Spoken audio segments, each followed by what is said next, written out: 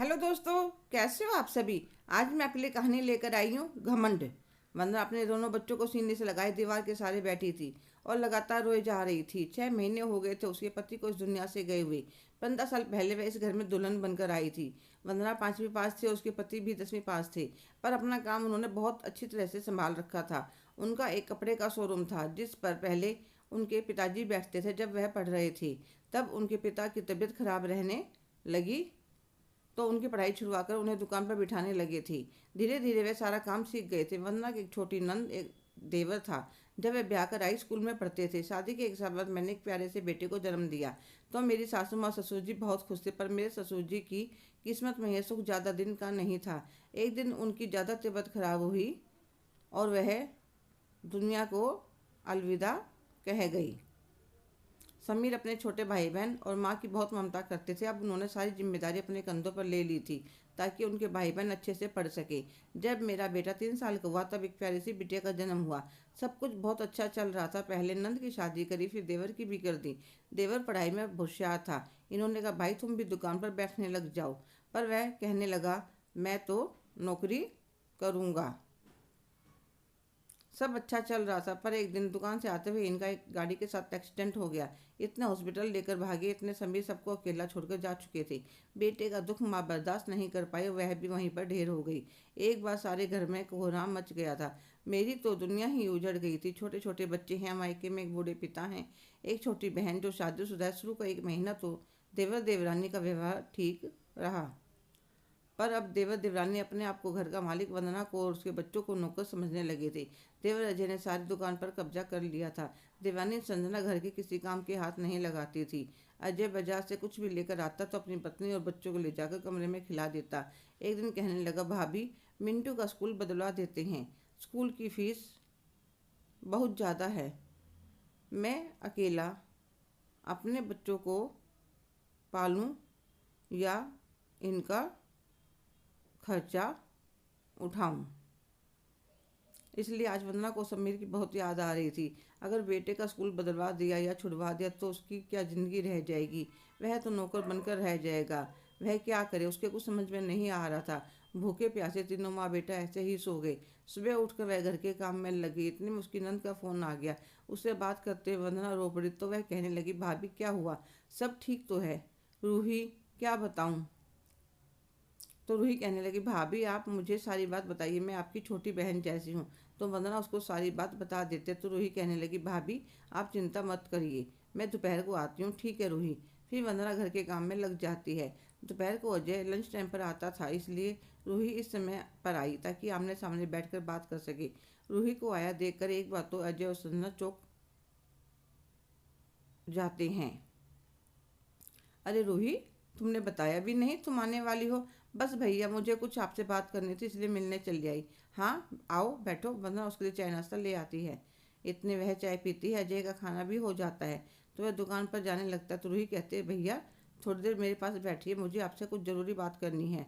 हाँ बोल क्या कहना है। रूही मैंने सुना है आप मिंटू का स्कूल चेंज करवा रही हो।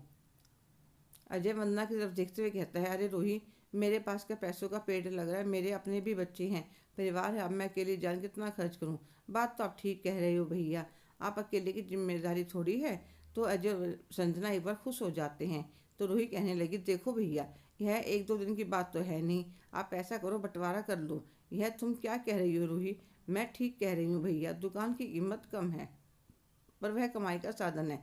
आप मकान भाभी को दे दो, यह किराए पर चढ़ाकर अपना और बच्चों को गुजारा कर लेंगी और दुकान आप ले लो। देखिए मैं अपने लिए तो कुछ नहीं मांग रही, कायदे में तो मेरा भी हिस्सा बनता है, पर मुझे अपने ससुराल में किसी तरह की कमी नहीं है। पहले तो अजय मानने को तैयार नहीं होता तो रूही कोर्ट की धमकी देती है। भैया आपको भाभी और उन बच्चों को उनका हिस्सा तो देना ही पड़ेगा। तो अजय कहने लगा ठीक है रूही, कल सुबह तक मैं संजना से सलाह करके बता दूंगा। पर एक बात याद रखना, आज तुम वंदना भाभी की ज़्यादा अपनी बन रही हो। बंटवारे के बाद तुम्हारा मुझसे कोई नाता नहीं रहेगा, ना मेरे घर पर तीज त्योहार पर आने की कोई जरूरत है। कोई बात नहीं भैया, इन बच्चों के भविष्य के लिए मैं ये बात मानने के लिए भी तैयार हूँ। और वह चली जाती है। उसके बाद अजय वंदना को काफ़ी कुछ सुनाता है पर वह कुछ नहीं बोलती, चुपचाप अपने काम में लग जाती है। दोनों सलाह करते हैं। अजय कहने लगा, मकान की कीमत दुकान से डबल है, पर हम दुकान भाभी को दे देते हैं और मैं दोबारा नौकरी कर लूँगा। घर को भी किराए पर चढ़ा देंगे। जब भाभी कमाएगी और किराए पर रहेगी तो कल ठिकाने आ जाएगी। अभी तो मैंने सारा खर्च अकेले ने संभाल रखा था। संजना भी अजय की हाँ में हाँ मिलाती है। अगले दिन वे रूही को बुलाकर सारी बातें कर लेते हैं। अजय कहने लगा, रूही मैं नौकरी कर लूँगा और मकान ले लेता हूँ। दुकान वंदना भाभी संभाल लेगी। अजय और संजना को इस बात का घमंड था कि वंदना भाभी 5वीं पास है, वह क्या दुकान संभालेगी और कि महीने में धक्के खाकर अपने आप हमारे पास वापस आ जाएगी। तब सब कुछ हमारा हो जाएगा और हम जैसे रखेंगे वह वैसे ही रहेगी। रूही को अपनी भाभी के ऊपर पूरा विश्वास था। वह कहने लगी, कोई बात नहीं भैया, जैसे आप दोनों को ठीक लगे।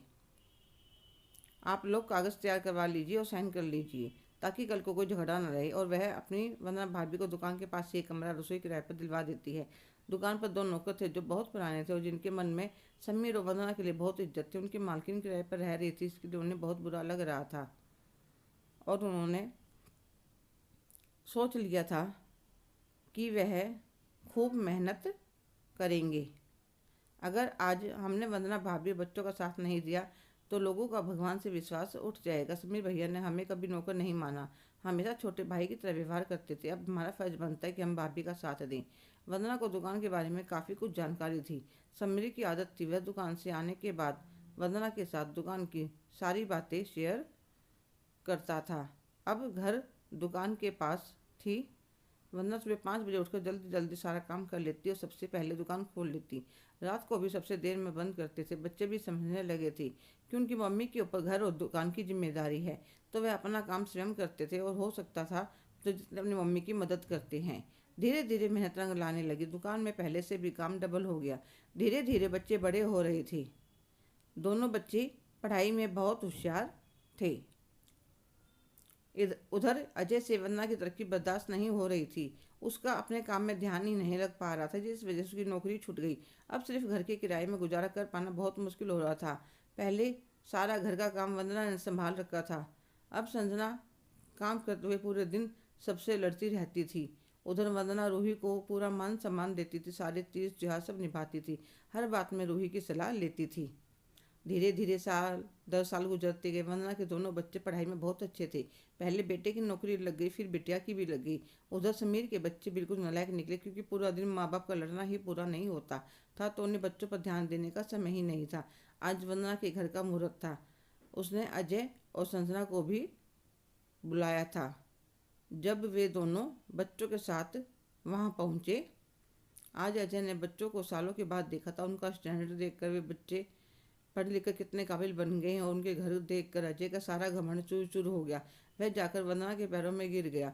भाभी मुझे माफ़ कर दीजिए, मुझे बहुत घमंड था कि आप 1-2 महीने में धक्के खाकर मेरे पास अपने आप आ जाएंगे, पर आपने कर दिखाया कि एक औरत अपने बच्चों के लिए माता पिता दोनों का फर्ज निभा सकती है। मैं अपने घमंड में चूर होकर यह भी भूल गया कि समीर भैया ने हमारे लिए कितना किया था और बड़ी भाभी तो माँ के समान होती है। आज मैं अपने किए हुए पापों के लिए आपसे हाथ जोड़कर माफ़ी मांगता हूँ। फिर वह रूही से भी माफ़ी मांगता कि तुमने छोटी होकर भी अपना फ़र्ज़ निभा दिया, पर मैं अपना फ़र्ज़ निभाने से चूक गया। तो वंदना कहते, कोई बात नहीं अजय, आओ घर के अंदर चलते हैं। सब अंदर जाते हैं। वंदना भगवान के सामने हाथ जोड़ती है कि मेरा टूटा हुआ परिवार फिर से जुड़ गया। हेलो दोस्तों, कैसे हो आप सभी? आज की कहानी आपको कैसी लगी कमेंट करके ज़रूर बताइएगा। अगर आप मेरे चैनल पर नए हैं तो प्लीज़ लाइक, शेयर, सब्सक्राइब करना ना भूलें। धन्यवाद।